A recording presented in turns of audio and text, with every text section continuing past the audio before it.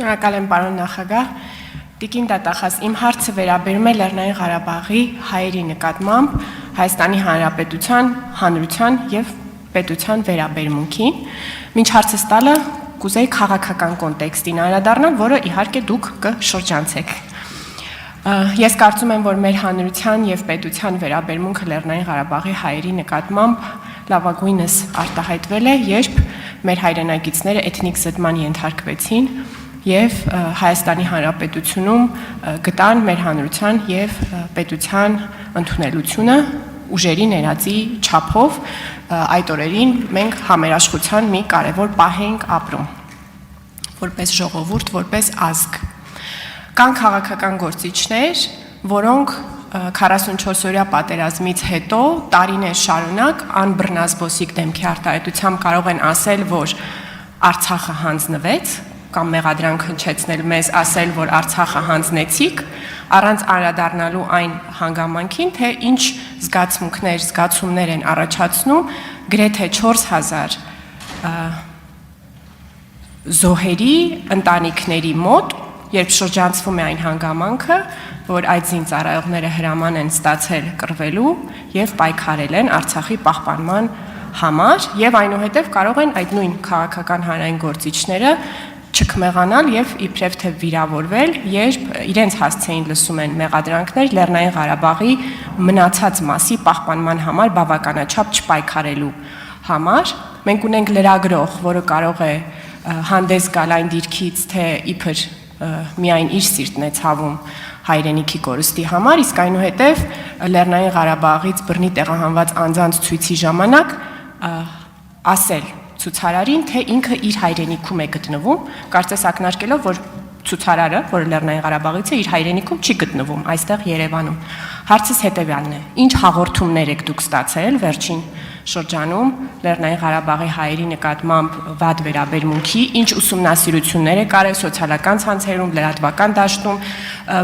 ինչ քանակով ընթացք տրված գործեր կան եւ ընդհանուր վերաբերմունքը դատախազության ինչպիսին է Լեռնային Ղարաբաղի հայերի նկատմամբ հնարավոր ատելության խոսքի տարածման առումով։ Շնորհակալ եմ։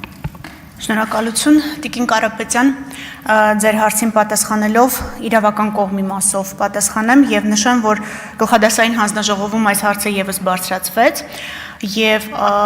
պարոն Մինասյանն էր, եթե չեմ սխալվում, հարցի հեղինակը, թե արդյոք մենք վիճակագրություն վարում ենք Արցախից բռնի տեղահանված անձանց հենց որպես թիրախային խմբի նկատմամբ ատելության խոսքի վերաբերյալ։ Ես նշեցի, որ մենք ծննդավայրի հիմքով տարանջատված վիճակագրություն չենք վարում, բայց հաշվի առնելով ձեր կողմից բարձրացված խնդիրը ընդհանրապես ատելության խոսքի ծավալների մասով, մենք այս տարի մինչև աշուն ինքնուրույն ուսումնասիրություն կանենք ընդհանրապես, թե ինչպես է վերբալ ագրեսիան եւ մասնավորապես ատելության խոսքը նպաստում բռնի եւ ոչ միայն բռնի հանցագործությունների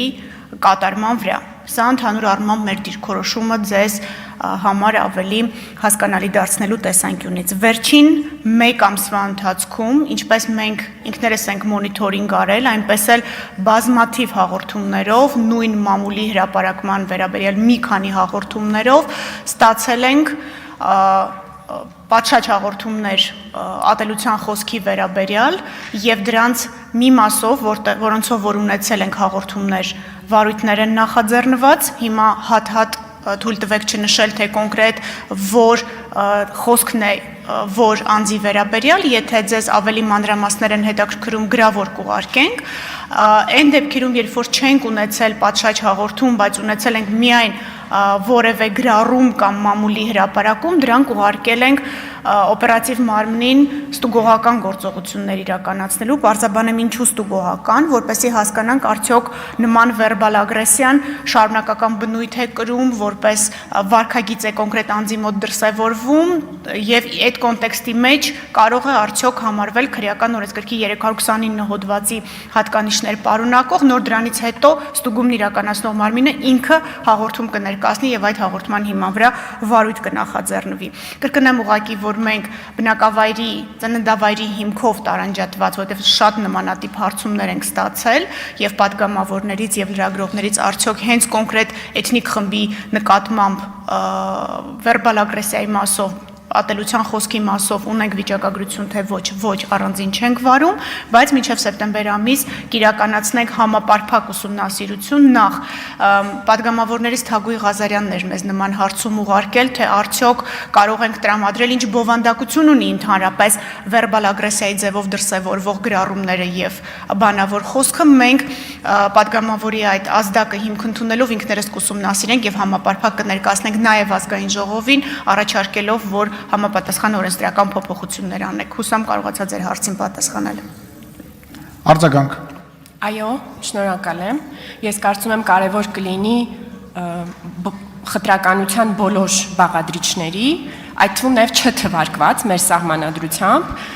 պահել վիճակագրություն, հասկանալու համար մեր իրավապահ համակարգի արձագանքը, որտեղ այո, ինչպես նշեցին պատգամավորները, նաև դատախազությունն է, որ ձևավորում է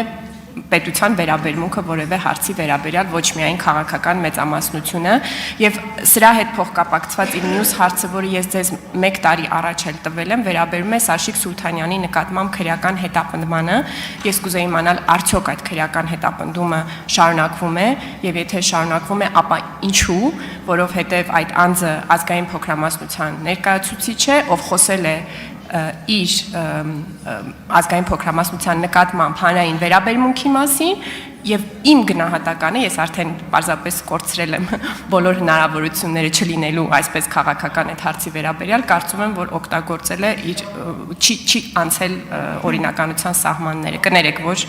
քրեական գործի առնչությամբ այսպիսի գնահատական եմ հնչեցնում, շնորհակալ եմ։ Տիկին Կարապետյան, այդ գործի հետ կապված գործը գտնվում է դատական քննության փուլում եւ մեր նախորդ քննարկման ժամանակ էլ ես նշեցի, որ մեր գործը մեղադրական եզրակացությամբ դատարան ուղարկելիս մեզ համար վճռորոշ նշանակություն է ունեցել լեզվաբանական փորձաքննությունը, որի արդյունքներով էր հաստատվել ըստ էության այդ խտրականության, այդ եթե ճիշտ եմ հիշում, նախկին գործող քրեական օրենսգրքի 329 հոդվածի հատկանիշները եւ ըստ էության էլի մեր դիրքորոշումը տարբերվում է ձեր դիրքորոշումից, ներկայացված է մեղադրական եզրակացության մեջ, գտնվում է դատական քննության փուլում։ Որքանով ես տեղեկացված եմ, Սաշիկ Սուլթանյանը դատաքննության փուլում խուսափել է այո, ներկայանալ դատարան եւ շարունակել դատաքննությունը։ Դրանով պայմանավորված, գիտեք, որ մենք նաև հեռակա in absentia վարույթի հնարավորություն ունենք եւ համապատասխան որոշման առկայության դեպքում չենք բացառում, որ in absentia դատաքննությունը կշարունակենք։ Էլի հարգալից վերաբերվելով ձեր կարծիքին, որպես պատգամավոր ձեր գնահատականին, մեր գնահատականն էլ հենված է փորձաքննության արդյունքների վրա եւ ներկայացված մեղադրական եզրակացության մեջ։